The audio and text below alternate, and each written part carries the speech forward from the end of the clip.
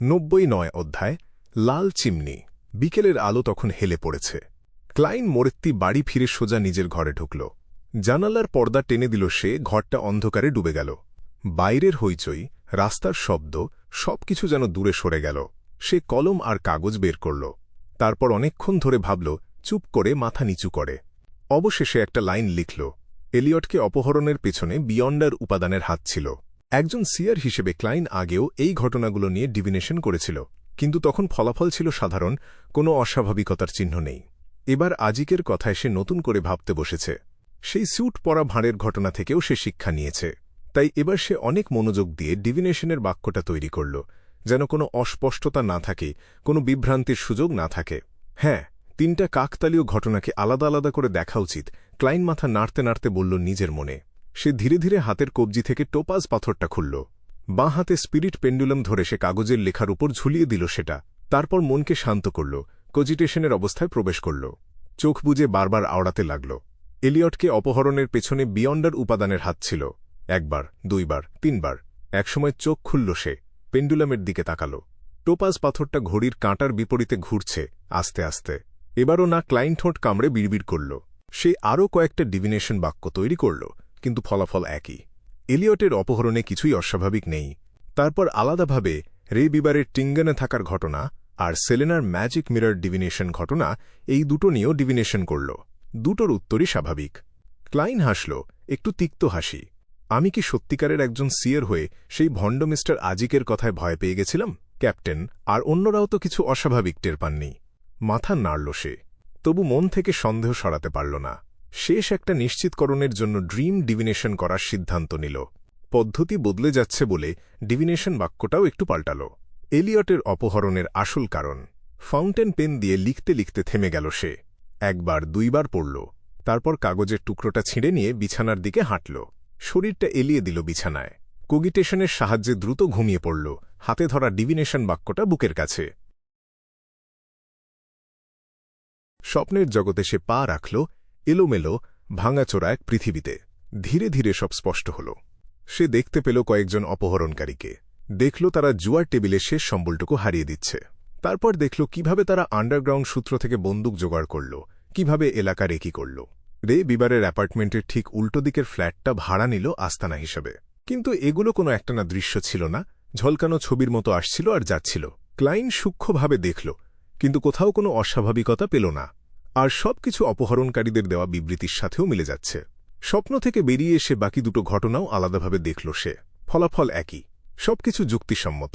কাকতালগুলো সত্যিই কাকতাল। আমি সত্যিই বেশি ভাবছিলাম। মিস্টার আজিক শুধুই ডিভিনেশনের শখ রাখেন। পেন্ডুলাম শান্ত করতে করতে ক্লাইন তিক্ত হাসি দিয়ে মাথা নাড়ল। পর্দা সরিয়ে আলো ঢোকাবে বলে উঠতে গেল, আর থমকে গেল। মাথার ভেতরে একটা চিন্তা এসে ঘুরপাক খেতে লাগল। মূল ক্লাইনের স্মৃতিতে মিস্টার আজিক একজন বিশ্বস্ত, নির্ভরযোগ্য মানুষ।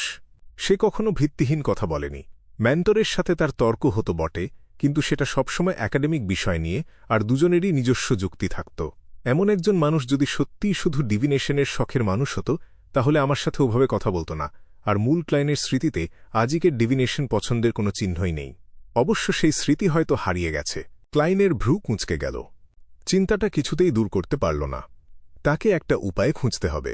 মনে হল মিস্টার আজিক হয়তো অজান্তেই ভেতরের কোনো তথ্য জেনে ফেলেছেন, আর ডিভিনেশনকে অজুহাত হিসেবে ব্যবহার করে তাকে সতর্ক করার চেষ্টা করছেন। কিভাবে নিশ্চিত হব?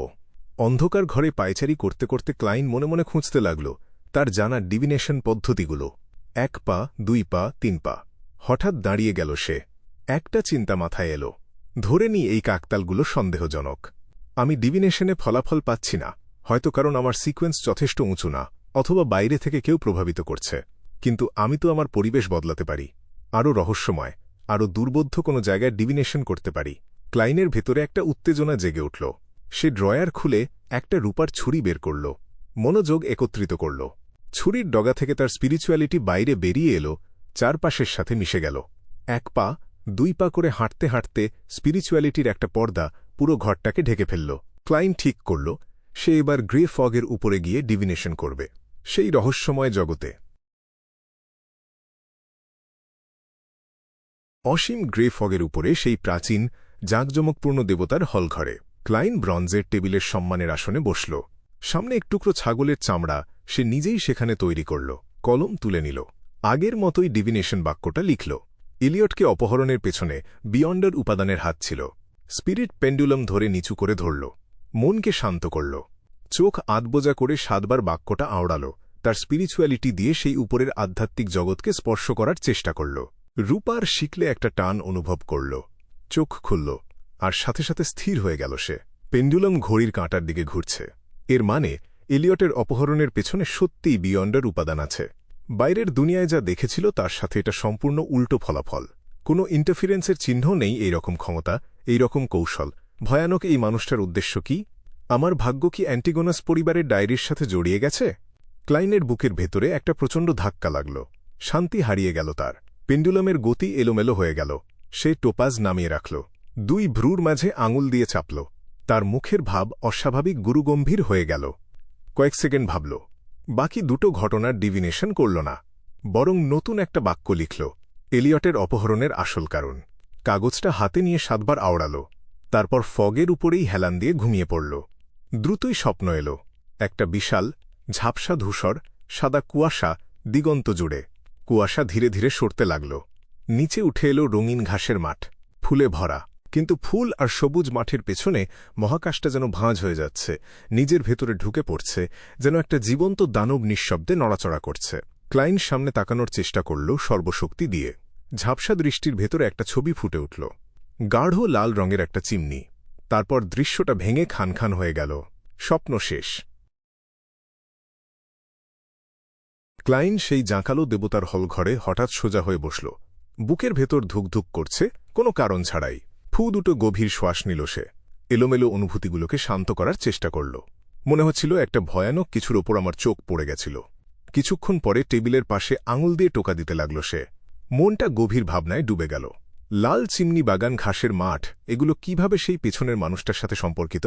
কাকতালগুলো দেখে তার উদ্দেশ্য বোঝার উপায় নেই। সরাসরি কোনো খারাপ ইচ্ছাও প্রমাণ করা যাচ্ছে না। ভাবতে ভাবতে ক্লাইনের মনে একটা অস্বস্তি জেগে উঠল, নিজের জন্য, ক্যাপ্টেনের জন্য, ফ্রাইয়ের জন্য, সবার জন্য। আমরা যেন সুতায় বাঁধা পুতুল। সবচেয়ে ভয়ের কথা হল, এতদিন আমরা নিজেদের এত বড় মনে করছিলাম। একটা দীর্ঘশ্বাস বেরিয়ে এলো। ক্যাপ্টেনকে কিভাবে এটা জানাবো বুঝতে পারছি না। ওল্ড নীলের ডিভিনেশন ও বাইরের দুনিয়ায় আমার মতোই স্বাভাবিক ফলাফল দিয়েছিল। তারা যদি আমাকে সামনে বসিয়ে কনফার্ম করতে বলে, আমার কোনো উপায় নেই। ক্লাইন কপালে হাত দিল। প্রায় 20 সেকেন্ড শান্ত থেকে সে রে বিবারের টিংজেনে থাকার ঘটনা নিয়ে ডিভিনেশন শুরু করল। প্রথমে স্পিরিট ডাউজিং। এবার ক্লাইন অবাক হয়ে গেল। টোপাজ পাথরটা একদম স্থির, ঘুরছে না, নিশ্চিত বা অনিশ্চিত কিছুই না। অদ্ভুত বিড়বিড় করল সে। মাথায় একটা সম্ভাবনা এলো, পেছনের মানুষটা কি আমার ডিভিনেশন টের পেয়ে গেছে, পাল্টা ব্যবস্থা নিয়েছে? তারপর ড্রিম ডিভিনেশন করার চেষ্টা করল, কিন্তু শুধু কুয়াশার ছেঁড়াখোঁড়া টুকরো, নতুন কিছু নেই। সেলেনার ম্যাজিক মিরর ডিভিনেশন ঘটনা, সেটার ফলাফলও একই। ক্লাইন প্রায় নিশ্চিত হয়ে গেল তার অনুমান সত্যি, কিন্তু এখনই ক্যাপ্টেন ডান স্মিথকে জানানোর কোনো উপায় নেই।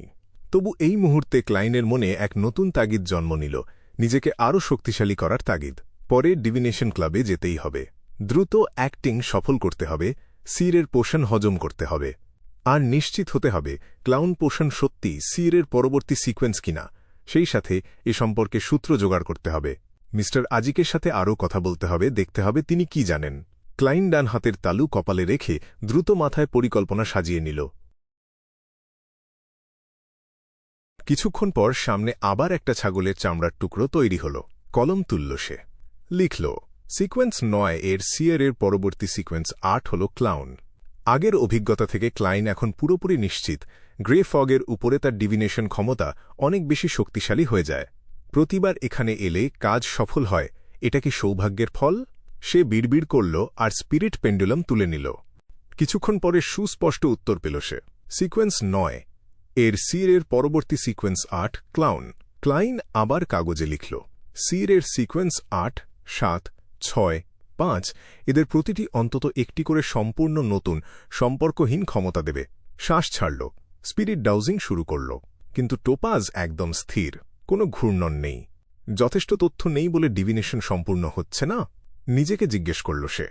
রূপার শিকড় নামিয়ে রাখল, ড্রিম ডিভিনেশনের জন্য বাক্য তৈরিতে মনোযোগ দিল। প্রায় 20 সেকেন্ড পরে ফাউন্টেন পেন তুলে সে যত্ন করে লিখল, ক্লাউন পোষণের সূত্র।